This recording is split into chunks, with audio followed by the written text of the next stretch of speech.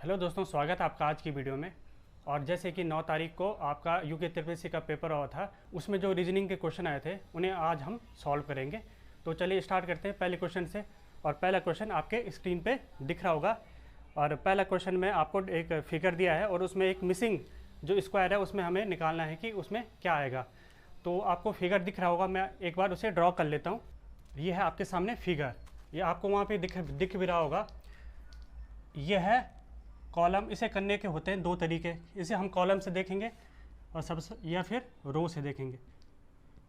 जिस तरीके से ये सॉल्व हो रहा होगा उस तरीक़ों को हम अपनाएंगे। तो अगर हम इसे रो से देखें, रो जो ये वाली रो है और ये वाली रो है, अगर इन दोनों को ऐड कर दिया जाए, इस हिस्से को और इस हिस्से को हम आपस में ऐड कर दें तो ये पोर्शन बन जाएगा। उसी टाइप से इस हिस्से को और इस हिस्से को, इस रो को आपस में हम ऐड करें तो ये बन जाएगा। ये स्क्वायर यहाँ पे है और एक इसे यहाँ पे ऐड करेंगे तो ये आ जाएगा। तो उसी टाइप से इस वाले कॉलम में, इस वाले रो में जो ये पोर्शन है इसे इसके साथ ये ऐड कर दिया जाए तो हम ऐड करते हैं। ये पहले से ये है और इसे इसके ऊपर रखा जाए तो ये ऐसा हो जाएगा।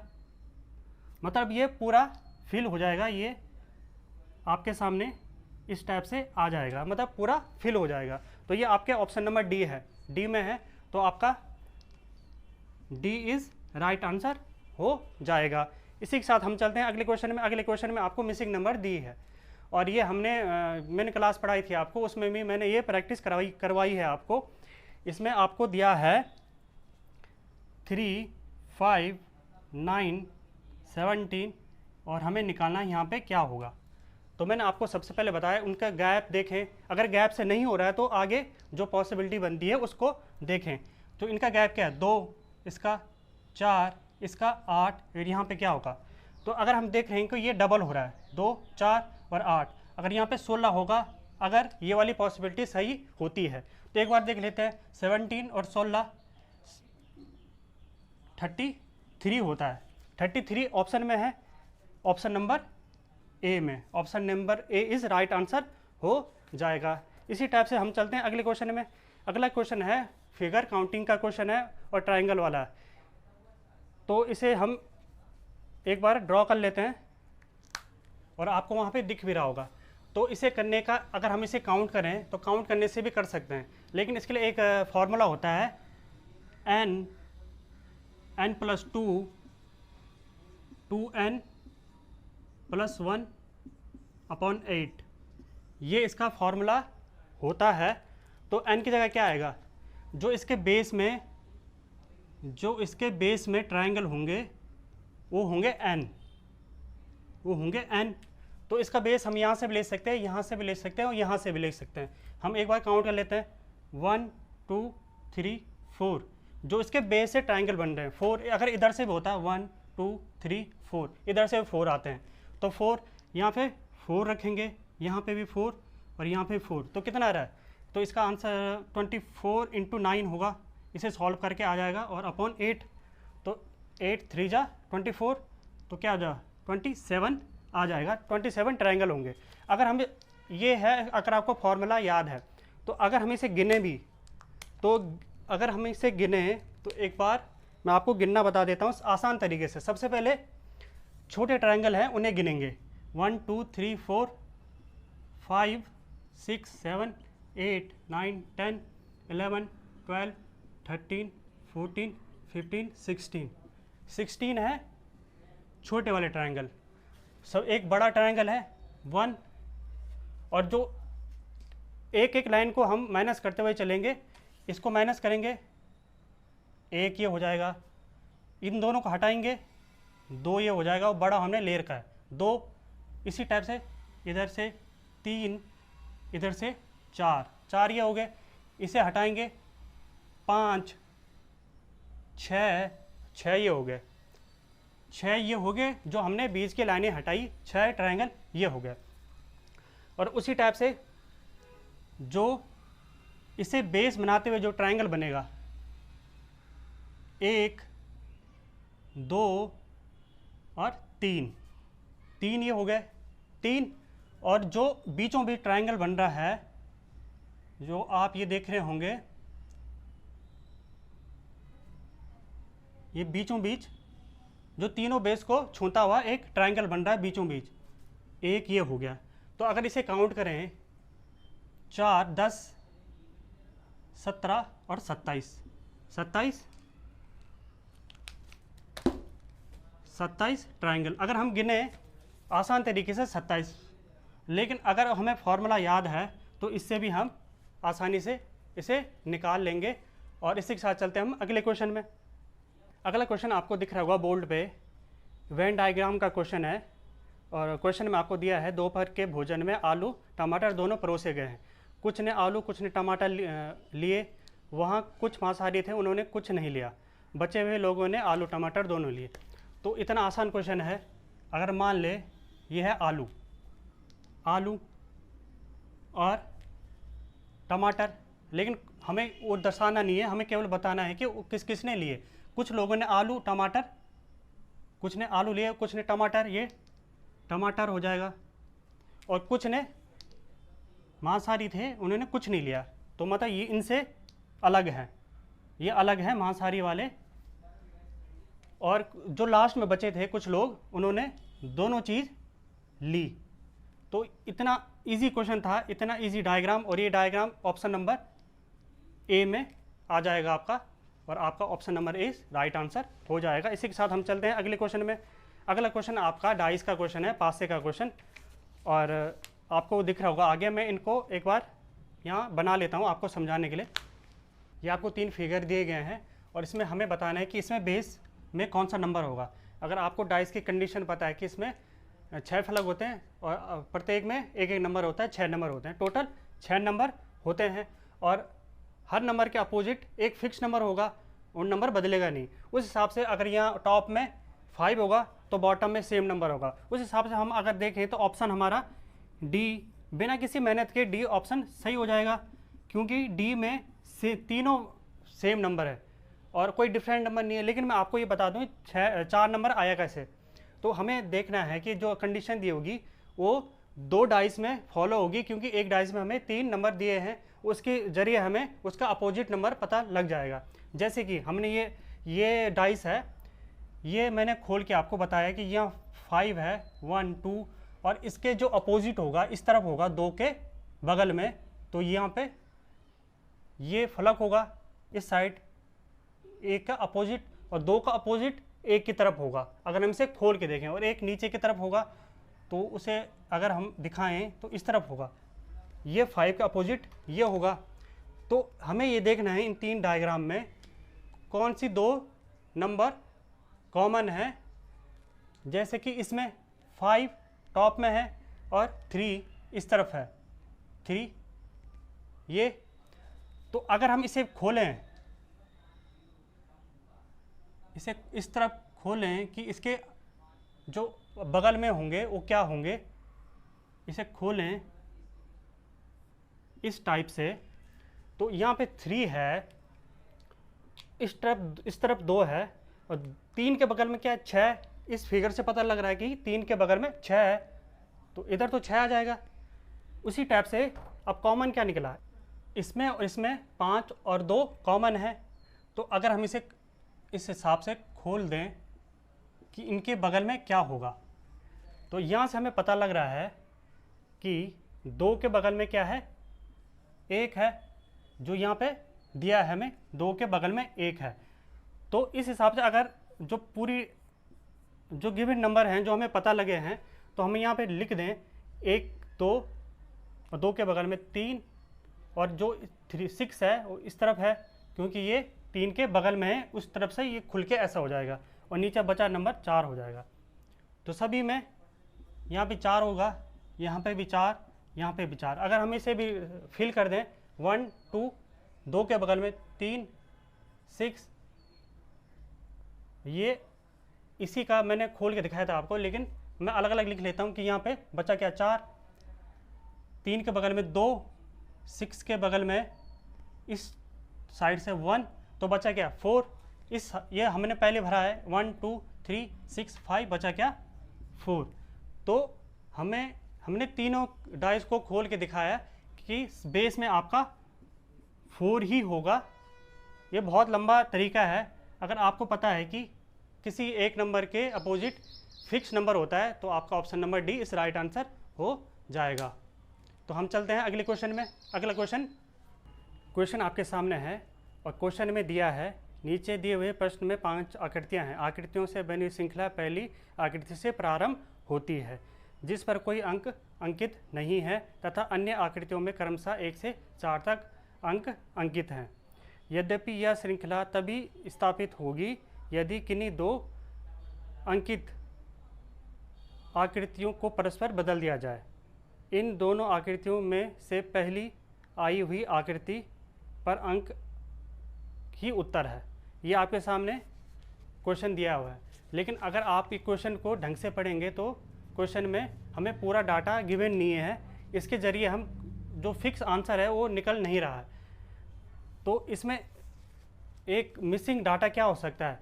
इसमें हो सकता है कि कौन सी आकृति इनमें से भिन्न है, तो तभी इसका आंसर निकल रहा है। नहीं तो ये आंसर आपका वैलिड नहीं होगा या आंसर करेक्ट नहीं होगा, सही नहीं होगा।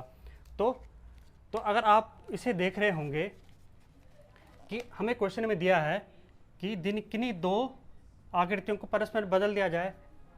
जो ये सर्कल है और प्लस है, इन्हें हमें परस्पर बदल दिया है। आपस में हमने इन्हें बदल दिया, ये आपस में बदल दिया, और इनको भी आपस में ट्रायंगल और रेक्टेंगुलर को आपस में हमने बदल दिया है। तो ये तो पहली कंडीशन तो हमें निकल गई, हमें मिल गई है।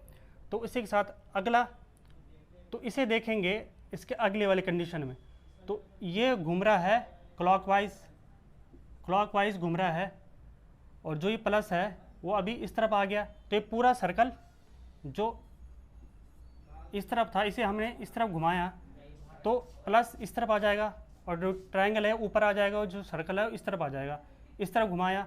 इसी टाइप से अगर हम इसे इस तरफ घुमाएं तो यहाँ पे जो ये वाला फिगर है वो हमें मिल नहीं रहा है। अगर हम इसे क्लॉकवाइज घुमाएं तो प्लस नीचे आ जाएगा, ऊपर सर्कल, जो ट्रायंगल है क्लॉकवाइज घुमाने पे जो ट्रायंगल इधर आ जाएगा और रेक्टेंगुलर इधर आ जाएगा। यहाँ पे ये आना था, लेकिन यहाँ पे ये दिया हुआ है।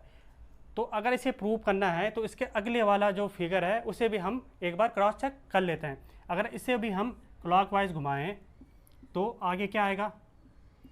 आगे आएगा जो इसे इस टाइप से घुमाएं तो यहाँ पे सर्कल, प्लस यहाँ पे ट्रायंगल, यहाँ पे रेक्टेंगुलर, ये आना चाहिए। अगर ये हमारी कंडीशन सही है तो आप ये ऊपर से चेक कर सकते हो कि ये जो गिवन फिगर है उससे मैच कर रहा है, तो हम सही कर रहे हैं। तो उस हिसाब से हमारा ऑप्शन नंबर जो 3 है, जो तीसरा फिगर है, ये ऑप्शन नंबर 3 में ऑप्शन नंबर सी में दिया है, वो आपका राइट आंसर हो जाएगा। अगला क्वेश्चन आपके स्क्रीन पे दिख रहा होगा, ये है डायरेक्शन और डिस्टेंस का क्वेश्चन, और इस पर मैंने पूरा बेसिक से और मॉडरेट तक पूरे क्वेश्चन आपको कराए हैं। तो आपको, अगर आपने वो वीडियो नहीं देखी होगी तो आपको आई बटन पे दिख रही होगी। तो इसे हम सॉल्व करते हैं, और डिस्टेंस और डायरेक्शन के क्वेश्चन हमेशा जैसे जैसे हम उसे पढ़ेंगे वैसे वैसे उसे ड्रॉ करते रहेंगे और उसे आसानी से सॉल्व कर लेंगे। जैसे लिखा है, योगेश ने पूर्व दिशा की ओर चलना प्रारंभ किया। हमें डायरेक्शन का पता होना चाहिए कि उत्तर इस तरफ होता है, दक्षिण इस तरफ होता है, पूर्व और पश्चिम। तो योगेश ने पूर्व दिशा की ओर चलना प्रारंभ किया और 2 किलोमीटर चलने के बाद दक्षिण की ओर मुड़ गया और 5 किलोमीटर की दूरी तय की। उसके बाद वो पुनः पूर्व दिशा की ओर चला और कितने किलोमीटर चला? 1 किलोमीटर, और पुनः उत्तर दिशा की ओर चलते हुए 9 किलोमीटर की दूरी तय की।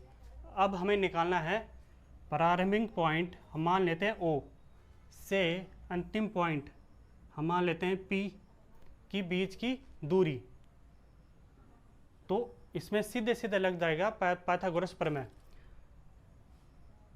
बेस कितना हो जाएगा, ये 2 किलोमीटर है और एक ये है 1 + 2 3 किलोमीटर जो इसकी सीधी दूरी है। बेस होगा, हाइट क्या होगी, हाइट ये 5 है, 9 है 4। तो आपको पता है कि अगर हमें OP निकालना है पाइथागोरस प्रमेय से √3 का स्क्वायर प्लस 4 का स्क्वायर, तो ये क्या आ जाएगा √25। तो OP इक्वल टू क्या आ जाएगा 5 किलोमीटर। तो इतना सा क्वेश्चन था और हमने बस फिगर पे ध्यान दें, फिगर हमारा सही होना चाहिए, फिगर से हम पूरा सॉल्व कर लेंगे। इसी के साथ हम चलते हैं अगले क्वेश्चन में। और अगला क्वेश्चन आपके स्क्रीन पे दिख रहा होगा, यदि माइनस का अर्थ प्लस, प्लस का अर्थ डिवाइड, इनटू का अर्थ माइनस और डिवाइड का अर्थ इनटू है, तो जो हमें नीचे इक्वेशन दिए है उसे ये साइन हमें चेंज करके हमें लिखने हैं और हमें आंसर निकालना है। तो क्या हो जाएगा, हम यहीं पे कर लेते हैं। में से ये हमें दिया है 24 और माइनस का अर्थ क्या होता है प्लस 16, और अब प्लस का अर्थ क्या होता है डिवाइड, उसके बाद 8 और इनटू का अर्थ क्या होता है माइनस, उसके बाद 6 प्लस का अर्थ क्या होता है डिवाइड 2 और डिवाइड का अर्थ क्या होता है इनटू। ये हमने इसका साइन चेंज करके हमारी इक्वेशन ये निकली। तो हमने बोर्ड मास जो पढ़ा है उसके हिसाब से सबसे पहले डिवाइड वाले जो टर्म होंगे इन्हें सॉल्व करेंगे। 24 + 2 - 3 × 3, तो इसे सॉल्व करेंगे तो क्या आ जाएगा 26 - 9, और 26 - 9 क्या होता है 17, और आपका 17 किस ऑप्शन में है, आपका 17 है ऑप्शन नंबर ए में। तो इसी के साथ हम चलते हैं अगले क्वेश्चन में। अगला क्वेश्चन आपके स्क्रीन पे दिख रहा होगा, ये ब्लड रिलेशन का क्वेश्चन है। क्वेश्चन में दिया है यदि a + b का अर्थ a b का बेटा है, a - b का अर्थ a b की पत्नी है, a × b का अर्थ a b का भाई है, तो p + r - q का मतलब हमें बताना है। तो क्या हो जाएगा, हमें दिया है p + r - q, ये हमें एक इक्वेशन दी है। और जब हमें पता है कि p प्लस का अर्थ क्या है, p + r का मतलब क्या होगा, p बेटा है r का, तो मतलब ये प्लस हो जाएगा। हम साइन लेते हैं, जो लड़का होता है उसमें प्लस और जो लड़की होती है उसका माइनस, या फिर माइनस प्लस जो आपको लेना है वो आप उस हिसाब से ले सकते हो। तो इसका बेटा p है और r - q का मतलब क्या है, आपको दिया है कि r q की पत्नी है, तो ये पत्नी है तो इसे माइनस लेंगे, और ये पति है तो इसको प्लस लेंगे। तो ये हस्बैंड वाइफ है और ये इनका बेटा है। ये आपको इस इक्वेशन से पता लग गया है, आपको क्वेश्चन में दिया गया था। तो हमें 4 ऑप्शन दिए हैं, हमें बताना है कि चारों ऑप्शन जो इस रिलेशन को फिट बैठते हैं, इस रिलेशन पे फिट बैठते हैं। तो पहला ऑप्शन आपके सामने Q P का पिता है, तो हम देखते हैं Q P का पिता है तो ऑप्शन नंबर ए राइट हो जाएगा, क्योंकि Q P का पिता ही है, तो ऑप्शन नंबर ए सही हो जाएगा। तो हमारा ऑप्शन नंबर ए ही सही है, लेकिन अगर हम और ऑप्शन देखें एक बार कि क्रॉस चेक करने के लिए कि कौन सा ऑप्शन सही हो सकता है, क्या पता कुछ और भी हो। Q P का बेटा है, Q P का बेटा है नहीं, क्योंकि ये इसका पापा है तो ये उल्टा तो नहीं होगा। अगला है Q P की माँ है, Q P की माँ है, ऐसा हो नहीं सकता, इसलिए हमने साइन लगाया है। प्लस है ये मेल है और ये फीमेल है, तो माँ किसी भी हिसाब से नहीं हो सकता। क्यू पी का भाई है, ये दोनों भाई हैं, नहीं है, क्योंकि अगर आपको पता होगा जब हम ब्लड रिलेशन निकालते हैं तो हर एक स्टेप में एक ही जनरेशन के रिलेटिव रखते हैं, भाई बहन या फिर चचेरा भाई, इस टाइप से रखते हैं। अगले इसमें हम मामा चाचा मम्मी पापा ये वो रखते हैं। उसके ऊपर वाले स्टेप में हम ग्रैंड फादर दादा जो भी हैं हमारे, उन्हें हम रखते हैं। तो उस हिसाब से ऑप्शन नंबर ए इस राइट आंसर हो जाएगा। और इसी के साथ अगला क्वेश्चन है, लास्ट क्वेश्चन है इस पेपर का, जो रीजनिंग का क्वेश्चन है। क्वेश्चन में दिया है एक संयुक्त परिवार में पिता माता हैं। तो इस क्वेश्चन में हम एक बार लिख लेते हैं, यहाँ पे लिख लेता हूँ मैं, पिता और माता, पिता और माता हैं, तो लिख लेते हैं ये मेल और एक फीमेल, एक मेल और एक फीमेल है। उनके 3 पुत्र हैं, वैवाहिक 3 पुत्र और एक अवैवाहिक पुत्री। तो 3 मेल जिनके बेटे होंगे, मेल होंगे 3 मेल, और उनकी पत्नियां हैं, तो वो भी तो एक संयुक्त परिवार का हिस्सा है, तो 3 फीमेल, एक मेल एक फीमेल, उनके 3 बेटे हैं तो तीनों मेल और उनकी पत्नियां 3 फीमेल। और इसी के साथ अगला, उनमें से 2 की बच्चे हैं, 2 के बच्चे हैं, 2 बेटियां, इसमें से एक का कुछ नहीं है और 2 के 2 बेटियां हैं, 1 और 2 बेटियां हैं, और उसमें एक अवैवाहिक बेटी भी है इनकी यहाँ पे ये। तो हमें निकालना है कि परिवार में कितनी महिलाएं हैं, तो हमें मेल फीमेल निकालने हैं। तो अगर आप देख होंगे, 1 फीमेल उनकी माता, 3 फीमेल उनके बेटों की जो पत्नियां हैं, 3 फीमेल, एक उनकी बेटी, उनकी शादी नहीं हुई है तो एक उनकी बेटी, और 2 उनके बेटों की बेटियां, 1 3 4 1 5 6 7 8 9 फीमेल, 9 महिलाएं हैं उनके संयुक्त परिवार में। तो आपका ऑप्शन नंबर क्या हो जाएगा? आपका ऑप्शन नंबर डी 9 इस राइट आंसर हो जाएगा। इतना इजी क्वेश्चन था। तो इसी के साथ हमारे आज के जो पेपर के सारे रीजनिंग के क्वेश्चन हमने कंप्लीट कर चुके हैं। इस पेपर में इतने ही क्वेश्चन आए थे रीजनिंग के जो हम कर चुके हैं। अगर आपको किसी क्वेश्चन में कोई डाउट होगा तो आप कमेंट में ज़रूर लिखें, और अगर आपको वीडियो अच्छी लगी हो तो वीडियो को लाइक एंड चैनल को सब्सक्राइब ज़रूर करें। तो मिलते हैं आपको नई वीडियो में।